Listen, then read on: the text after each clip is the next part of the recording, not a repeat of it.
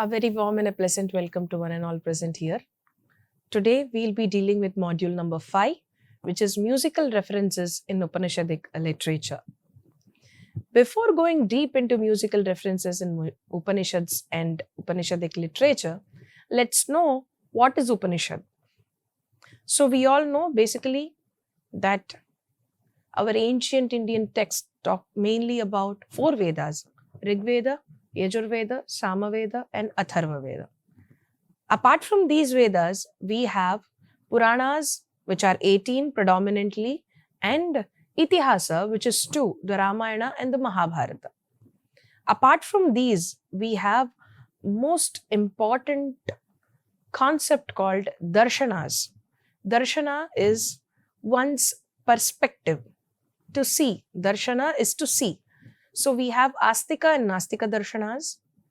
Nastika Darshanas are 3. Astika Darshanas are 6 in nature: Nyaya Vaisheshika, Sankhya Yoga, and Mimamsa and Vedanta. This Vedanta, which is a Astika Darshana, is nothing but, it is also called as Upanishads. Upanishad means Rahasya, to be kept as secret. Upanishad also means coming nearer to. To whom are we coming nearer to? We are coming nearer to our Guru. The disciple is close to his Guru, which means intellectually, spiritually, the student or the disciple is nearing towards the Guru himself. So Upanishads deal with soul, the Atmagyan. It also deals with liberation, the moksha. It deals with the ultimate truth. So there are different Upanishads which talks about different things altogether. Today, we will be having an overview or an outlook of musical references in Upanishadic literature. The Upanishad, as we see, the period of Upanishads is the most important in the early history of music. The Upanishads saw the simultaneous expression of philosophical concepts and mysterious ideas through the medium of music. So music has been a great channel to connect these two. Upanishadic literature, known for its philosophical depths, also contains subtle yet profound references to music, highlighting its spiritual significance. Music is often mentioned as a metaphor for cosmic harmony, inner realization, and the relationship between the individual and the universe, the universal energy as we call it. Nada, a very, very important concept in Upanishadic literature which connects music and Upanishads together. Nada means the primordial sound as we call it to be. The Upanishads emphasize on Nada as the origin of creation and a tool for spiritual awakening in the language of music. As we say, Nadaha Shabdaha Paramam Brahma Tat Sarvatmakam. This is being quoted from Chandogya Upanishad, which means the sound, the Nada itself is the supreme Brahman, Shabda Brahma as we call it to be. It pervades all existence. It means this identifies Nada as the subtle vibration underlying all creation, linking music to the very essence of this universe. So Nada is one such concept which introduces us towards spiritual awakening through music as a tool or a channel. Here, music connects the human form to the ultimate truth via Nada. So Nada here refers to the sound itself as Brahman here. So Nada is of 2 types: Ahata Nada, Anahata Nada. Ahata Nada is a struck sound developed by external means. Anahata Nada is an unstruck sound developed through internal and cosmic heard in meditation. So these are the 2 main differences between Ahata and Anahata Nada. Apart from Nada, Om also claims an important place in the Upanishadic literature with regard to the musical references. Let us know how far it is. Samaveda and its melodic nature. Samaveda one of the four Vedas, is directly connected to music, as we all know, being chanted in a melodic manner with a specific intonation. The Chandogya Upanishads highlight the spiritual aspect of musical intonation in the Samaveda as Samava idam sarvam, Sameva idam sarvam, which means, indeed, everything here is Sama. This is truly Sama, which means it equates Sama, the Samagana, the essence of musical chants, to the universal reality, underscoring the power of music in aligning with the cosmos itself. Om as the universal. Sound Om, considered the primal sound, is extensively described as encompassing all sounds and representing the ultimate reality. Om ityetadaksharam idam sarvam. Mandukya Upanishad quotes the above lines. Om is the syllable that encompasses everything in the universe. This underscores sacredness of sound as a spiritual practice and its association with the cosmic vibration altogether. Music as a path of liberation. See, as I have spoken about all the darshanas, I would like to tell you here that moksha is attained through different paths by different rishis, and they have composed different darshanas based on that. Here, in this module, we will see how music becomes a pathway to the ultimate liberation or salvation, as we call. The relationship between music and liberation is metaphorically expressed here. The subtle and refined musical tones are compared to the spiritual process of refining one's own consciousness. Yatra nanyat pashyati, nanyat shrunoti, nanyat vijanati sa bhuma. These are the verses taken from Brihadaranyaka Upanishad, and it means that where one neither sees, hears, nor knows anything else, that is the infinite, which means the not hearing anything else is a state of mind which is interpreted as the focusing of the inner sound, the Omkara, the Nada itself, transcending external distraction through music. So when one is in the mode of not hearing anything else, he tries to experience the internal self and he comes out of all the external distractions altogether. So this happens only through music. The metaphor of veena. The human body is metaphorically described as a veena, the stringed instrument in various contexts, in various texts. When tuned properly, that is, when there is a spiritual alignment, it produces harmonious music, inner peace and realization. Tameva viditvati mrityum eti nanyaf pantha vidyate ayanaya. Brihadaranyaka Upanishad says these words, which means, by knowing that alone, one transcends death. There is no other path to liberation, which means, just as a veena must be tuned, the individual, their senses and intellect to attain liberation. Musical notes and creation. Now, how are these musical notes become a reason for the creation of different cosmic level conceptual framework? The concept of swaraha, the musical note as the basis of cosmic creation, is indirectly referenced relating to the saptaswaras or the 7 notes of music to universal elements. Sayo havai tat sukritam veda. Chandogya Upanishad quotes these verses, which means the one who knows this creative essence attains it, which means the creative process resembles the harmonious arrangement of musical notes, symbolizing the structure of the cosmos. Yajna and the musical chanting. The chanting of mantras in specific tones during yajnas, the sacrificial practices, is another musical reference which is very, very important and which is very evident also. It shows how sound vibration creates spiritual and materialistic benefits. Vedanuvachanam, dharmanushtanam, sangopasanam. Taittiriya Upanishad talks about these verses, which means recitation of the Vedas, observance of duties, and worship with auxiliaries.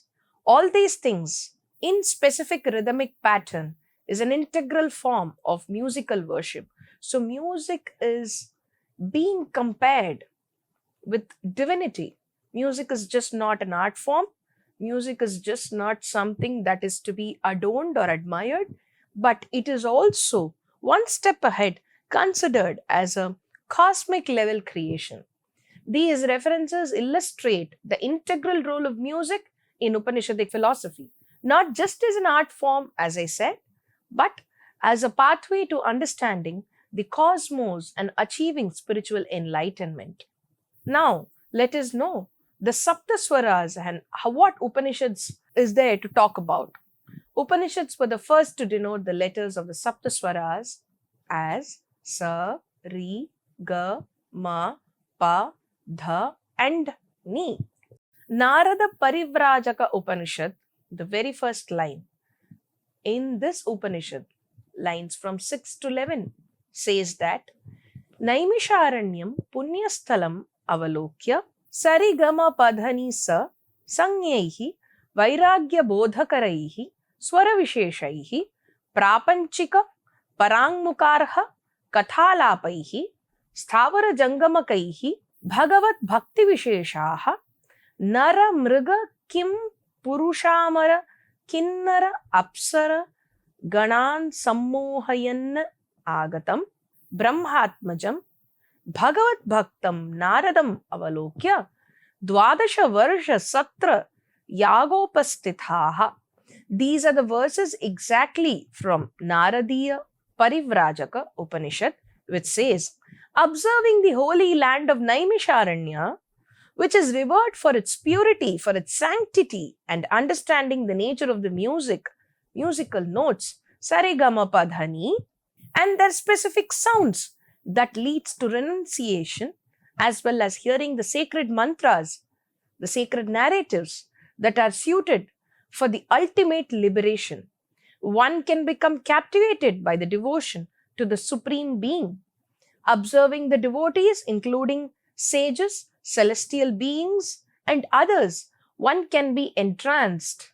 Seeing Narada, the son of the Brahma, who's devoted to the Supreme, performing the 12-year sacrifice, the yajna, assembled beings are filled with reverence here.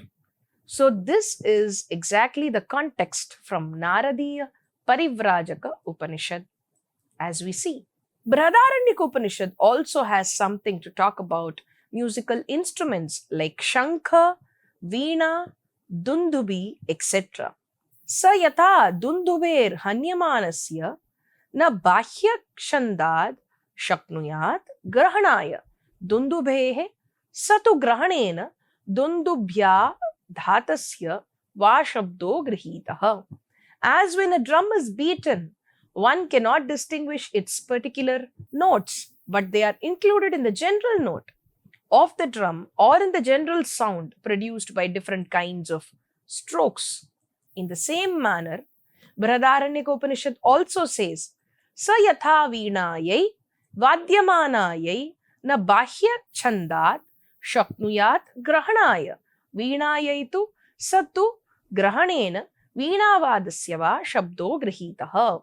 As when a veena is played, one cannot distinguish its particular note, but they are included in its general notes of the veena or in the general sound produced by different kinds of playing. In the same manner, once again, Brihadaranyaka Upanishad also says, Sayatha shankasya dhyayamanasya na bahya chandat shaknuyat grahanaya shankasya tu grahanena shankadhyamasya va shabdo grihitaha. These are the verses from Brihadaranyaka Upanishad which says, as we have seen with regard to veena, it is now with regard to conch. As when a conch is blown, one cannot distinguish its particular notes, but they are included in the general notes of the conch or in the general sound produced by different kinds of playings. In the same manner, Chandogya Upanishad, a major Upanishad belonging to the Samaveda, also refers to the Pranavam as the imperishable Udgita. Pranava is nothing but the Omkara, which is referred to as Udgita in Samaveda. The following Chandogya Upanishad passage points out the importance of Pranavam, which is Udgita, for the upasana of Brahman through Nada. Omityetadaksharam udbhitam upasita omithyudgayati tasya upavyakyanam.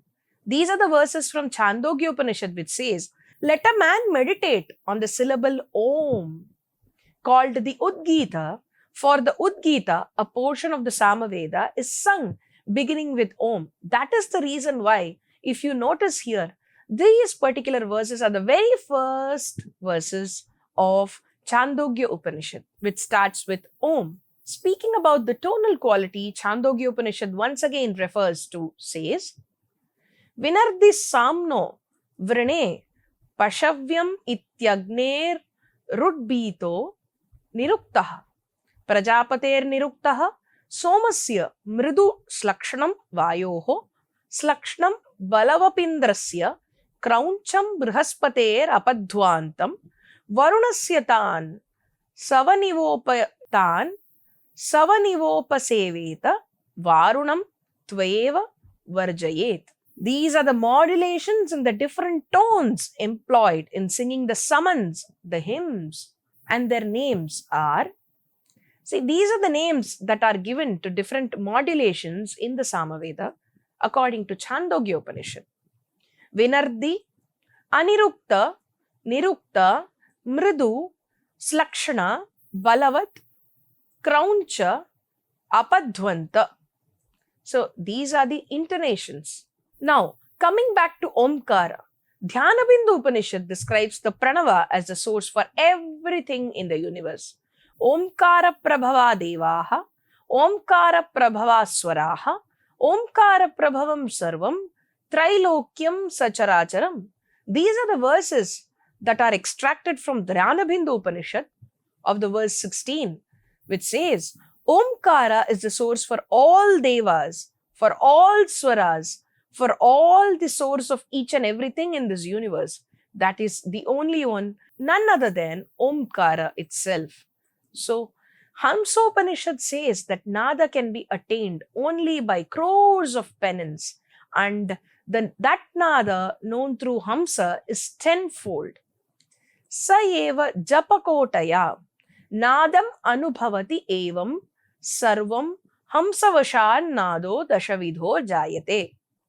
Chiniti prathamaha, Chinchiniti dvitiyaha, Ghantanadas tritiyaha, Hamsanadas chaturthaha, Panchamas tantrinadaha, Shashtas talanadaha, Saptamo venunadaha, Ashtama mridanganadaha, Navamo bherinadaha, Dashamo bheganadaha. Now, let us see each and everything.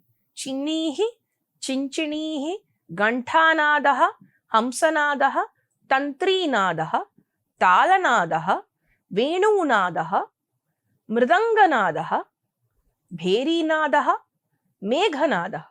These are the 10 types of tenfold forms of Nada through Hamsopanishad that we come to know. Hamsopanishad is basically a minor Upanishad which talks about Hamsa, swan, in relation to Atman, the soul, the ultimate soul. It focuses on meditation and self-realization, and it talks about swan in a metaphorical form with regard to Atman, the soul itself.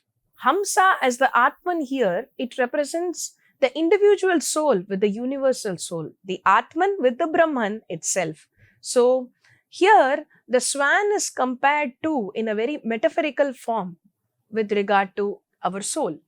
Hamsa Mantra talks about so hum, I am that. Hum sa, I am the swan. So these are some of the musical narratives that are found in Hamsopanishad. The sound of the breath, so hum, is directly related to Anahata Nada, the unstruck sound. Chanting that so hum in that particular intonation connects the individual self with the cosmic bliss. It is also said that According to Hamsopanishad, one can get himself or herself healed through Nada Brahma itself. In Taittiriya Upanishad, professional musicians and their livelihood are also mentioned. For example, Suta Shailesha are the names given for professional singers and dancers. Ganaka was an adept in Shruti, Swara, and Tala. Tunavadana is an accompanist in Tunuva. Panishangada, the timekeeper. Veena Vadaka, Veena instrument player. See, we have a set of people performing on stage. Likewise, in those days, we have performers and their respective names are being told, or there is a mention in Taittiriya Upanishad according to this. Shravana Upasana, Manana Upasana, Nadopasana, and Aksharopasana pertaining to music were described as means of spiritual attainment. Guna Paripurna Brahmavada along with Nirguna Brahmavada in Upanishads theory leads us to Nadopasana. Sarve Vedaha Yatpadam Amananti Tapamsi Sarvani cha Yad Vahanti Tapamsi Sarvani cha Yad Vadanti Yadichanto Brahmacharyam Charanti Tatte Padam Sangrahena Bravimi Ityomitetat. The meaning of this verse is that the seat and goal that all the Vedas glorify and which all austerities declare, for the desire of which men practice holy living, of that will I tell thee in brief compass. Om is that goal. O Nachiketas. Nachiketa is a small young intellectual boy who is referred to in the Kathopanishad. Kathopanishad mainly talks about Nachiketas and how he argued with the Yama, the Lord of Death, by answering the 3 questions of Yama. As human continues to sing his life, energy as a song of life, using his vitality, blending his strength of power of utterances, he would experience the bliss of his own singing. At this juncture, only music of an individual merges into a cosmic music to yield eternal bliss. That supreme God is of the nature of Sat, Chit, and Ananda. He has infinite attributes. He is immanent. He is transcendent. God is not conditioned by space and time. In making efforts to know and experience this mighty power, we all praise, call, and sing His glory using our one and only supreme strength, which is unique to human, that is singing. See, we all know that the best seva for Swami is by singing and dancing. The art form singing and dancing plays an important role of seva of human life. As I mentioned before, in Kathopanishad, we find Nachiketas being tempted by Yama to accept fair ones of heaven, sitting in ornamental chariots, playing harps. In the same manner, in the Chandogya Upanishad, we find that among the arts listed, there is one called Devajnana Vidya, which includes the arts of music, dance, etc. Devajnana Vidya basically talks about deep understanding, meditation, and higher level spiritual aspects. Devajnana Vidya's key teachings are, it mainly focuses on the Brahman, the ultimate reality. It also focuses more on upasana of music, upasana through music, upasana via music. It encourages us to understand the Vedic chants by 3 means. The first one is sama, the second one is mantra, the third one is nada. Mantra is nothing but Shruti Vakya, which is Veda Vakya. Nada is nothing but the primordial sound. And sama is the musical patterns of chants. So the key takeaways from Chandogya Upanishad with regard to music are chanting as meditation. So the Vedic chants were used to lead us to meditation. According to Chandogya Upanishad, one who tries to meditate on these Vedic chants will lead to a proper higher level meditative state. Second one is Saptaswaras, the 7 notes. So the foundation of music aligns with the 7 worlds of the music And it is so said in Chandogya Upanishad. Third one is Devajnana Vidya, which connects us to the ultimate soul, which is Brahman himself. So the Brahman is being connected via Devajnana Vidya according to Chandogya Upanishad. So friends, till now we have seen different Upanishads, what different Upanishads had to talk about musical references and musical narratives. We have also seen different musical instruments that were told by different Upanishads.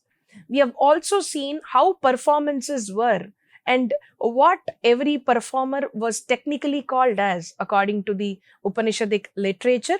We have also seen different instruments, different performers, what each and every Upanishad had to say about music and how it leads us to. It is nothing but the liberation itself, which is the ultimate salvation. I hope you have enjoyed this video. Thank you so much.